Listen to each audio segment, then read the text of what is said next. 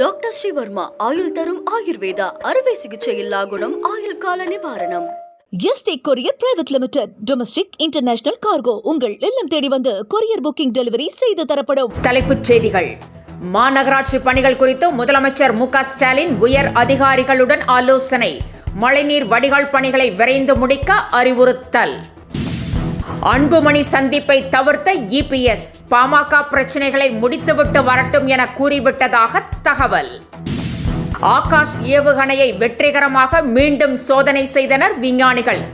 லடாக்கிலிருந்து பாய்ந்து சென்று இலக்கை துல்லியமாக அழித்தது. மக்களவை தேர்தலின் போது பண பட்டுவாடா செய்ய நயினார் நாகேந்திரன் உதவியதாக நீதிமன்றத்தில் சிபிசிஐடி தகவல். பணம் கைமாறியதாகவும் புகார். இயக்குனரும் நடிகருமான வேலு பிரபாகரன் காலமானார். உடல்நிலை குறைவால் மருத்துவமனையில் அனுமதிக்கப்பட்டிருந்த நிலையில் சிகிச்சை பலன் இன்றி உயிர் பிரிந்தது. இனி விரிவான செய்திகள். மழைநீர் வடிகால் பணிகளை விரைந்து முடிக்க அதிகாரிகளுக்கு முதலமைச்சர் மு.க. ஸ்டாலின் உத்தரவிட்டுள்ளார்.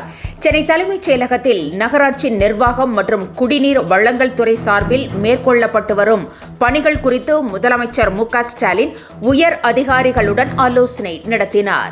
தமிழ்நாட்டில் அனைத்து நகர்ப்புற உள்ளாட்சி அமைப்புகளில் மேற்கொள்ளப்பட்டு வரும் பல்வேறு கட்டமைப்பு உருவாக்கம் மற்றும் பராமரிப்பு பணிகளை விரைந்து முடிக்க முதலமைச்சர் அப்போது அறிவுறுத்தினார். பாதாள சாக்கடை, மழைநீர் வடிகால், சாலை பணிகள் ஆகியவற்றையும் விரைந்து முடிக்க நடவடிக்கை மேற்கொள்ளப்பட வேண்டும் என்றும் உத்தரவிட்டார். கூட்டணி குறித்து பேச அனுமதி கேட்ட அன்புமணியை இபிஎஸ் தவிர்த்துவிட்டதாக தகவல் வெளியாகியுள்ளது.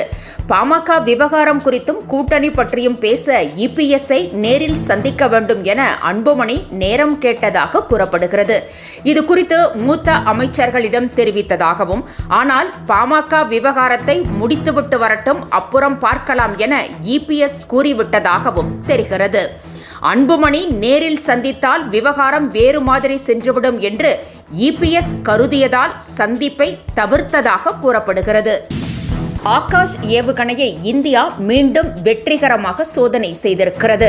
வெளிநாடுகளிலிருந்து தீவிரவாதத்தை ஒடுக்கவும் உள்நாட்டு பாதுகாப்பு அச்சுறுத்தல்களை முறியடிக்கவும் இந்தியா தனது ராணுவ பலத்தை மேம்படுத்தி வருகிறது. இதில் முக்கிய அங்கம் வகிக்கும் ஆகாஷ் ஏவுகணையை மீண்டும் வெற்றிகரமாக சோதனை செய்துள்ளது. லடாக்கில் வைத்து நடத்தப்பட்ட சோதனையில் ஆகாஷ் ஏவுகணை 40 கிலோமீட்டர் தூரம் வரை பாய்ந்து சென்று இலக்கை துல்லியமாக தாக்கி அழித்தது. ஆகாஷ் ஏவுகணையை பாதுகாப்பு தளவாட ஆராய்ச்சி மற்றும் மேம்பாட்டு அமைப்பு உருவாக்கியது குறிப்பிடத்தக்கது. மக்களவை தேர்தலின் போது தாம்பரம் ரயில் நிலையத்தில் 4 கோடி ரூபாய் பரிமாற்றம் செய்யப்பட்ட விவகாரத்தில் பரபரப்பு தகவல்கள் வெளியாகியுள்ளது. பண பட்டுவாடா செய்ய உதவியது கால் டேட்டா ரெக்கார்டர் மூலம் உறுதியானதாக சிபிசிஐடி நீதிமன்றத்தில் தெரிவித்திருக்கிறது. மேலும் பாஜக நிர்வாகி கோவர்தனின் ஓட்டுநர் விக்னேஷ் மூலம் பணம் கைமாறியதும் உறுதியானதாக போலீசார் தெரிவித்துள்ளனர். 2025 முதலமைச்சர் கோப்பை விளையாட்டுப் போட்டிக்கான முன்பதிவை துணை முதலமைச்சர் உதயநிதி ஸ்டாலின் தொடங்கி வைத்தார். சுமார் 38 கோடி ரூபாய் பரிசு தொகைக்கான 2025 ஆண்டு முதலமைச்சர் கோப்பை போட்டிகள் நடைபெறவுள்ளன. பள்ளி மாணவர்கள் தொடங்கி அரசு ஊழியர் வரை போட்டிகள் பல்வேறு நிலைகளில் நடைபெறவுள்ளது. இதற்கான முன்பதிவை துணை முதலமைச்சர் உதயநிதி ஸ்டாலின் இன்று தொடங்கி வைத்தார். ஆகஸ்ட் மாதம் 16ஆம் தேதி கடைசி நாளாகும். முந்தைய காங்கிரஸ் ஆட்சியில் நாட்டில் தொடர் தீவிரவாத தாக்குதல்கள் நடைபெற்றதாக அமித்ஷா குற்றம் சாட்டியுள்ளார். ஜெய்ப்பூரில் நிகழ்ச்சி ஒன்றில் பேசிய அவர், தீவிரவாதத்திற்கு எதிராக மோடி அரசு கடும் நடவடிக்கைகளை எடுத்து வருவதாக தெரிவித்தார். புல்வாமா தாக்குதலுக்கு பிறகு விமான தாக்குதல், பஹல்காம் தாக்குதலுக்கு பிறகு ஆபரேஷன் சிந்தூர் நடவடிக்கை எடுக்கப்பட்டதாகவும் அமித்ஷா கூறியுள்ளார். 2026 சட்டமன்ற தேர்தல் களம் சூடுபிடிக்க தொடங்கியுள்ள நிலையில் திமுக தலைவரும் முதலமைச்சருமான மு.க. ஸ்டாலின் கட்சி ரீதியான நடவடிக்கைகளை தீவிரப்படுத்தியுள்ளார். எல்லாவற்றிற்கும் மேலாக சரியாக செயல்படாத மாவட்ட செயலாளர்களை மாற்றவும் முடிவு செய்திருப்பதாக தெரிகிறது. இதன் அடிப்படையிலேயே திமுக எம்பி கல்யாண சுந்தரம் மாவட்ட செயலாளர் பதவியில் இருந்து மாற்றப்பட்டதாகவும் கூறப்படுகிறது.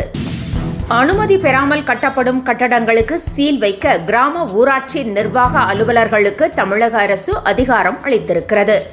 ஊரக வளர்ச்சி உள்ளாட்சித்துறை ஆணையர் பிறப்பித்துள்ள உத்தரவில் கட்டட வரைபட அனுமதி பெறாமல் கட்டப்படும் கட்டடங்கள் அனைத்தும் அங்கீகரிக்கப்படாத கட்டடங்கள் என கூறப்பட்டுள்ளது. உரிய விளக்கம் கேட்ட பிறகு ஊராட்சி நிர்வாக அலுவலரே சீல் வைக்கலாம் என்றும் தெரிவித்திருக்கிறது. பிரபல இயக்குனரும் நடிகருமான வேலு பிரபாகரன் காலமானார். அவருக்கு வயது 66. உடல்நலக் குறைவால் சென்னையில் உள்ள தனியார் மருத்துவமனையில் அனுமதிக்கப்பட்டிருந்த வேலு பிரபாகரன் சிகிச்சை பலனின்றி உயிரிழந்தார். நாளைய மனிதன், ஒரு இயக்குனரின் காதல் கதை, டைரி, அதிசய மனிதன் உள்ளிட்ட படங்களை அவர் இயக்கியிருக்கிறார். சரியான ஜோடி, புதிய ஆட்சி உள்ளிட்ட படங்களிலும் நடித்திருக்கிறார். இத்துடன் செய்திகள் நிறைவடைந்தன. மீண்டும் காலை 10 மணிக்கு சந்திக்கலாம். வணக்கம். என்றும் உங்களுடன் மை இந்தியா. முக்கிய செய்திகளை உடனுக்குடன் தெரிந்து கொள்ள சப்ஸ்கிரைப் பண்ணுங்க, பெல் பட்டனை பிரஸ் பண்ணுங்க. என்றும் உங்களுடன் மை இந்தியா. டாக்டர் ஸ்ரீவர்மா ஆயுள் தரும் ஆயுர்வேதா அறுவை சிகிச்சையில்லா குணம், ஆயுள் கால நிவாரணம். Yesterday courier private limited, domestic international cargo உங்கள் இல்லம் தேடி வந்து கொரியர் புக்கிங் டெலிவரி செய்து தரப்படும்.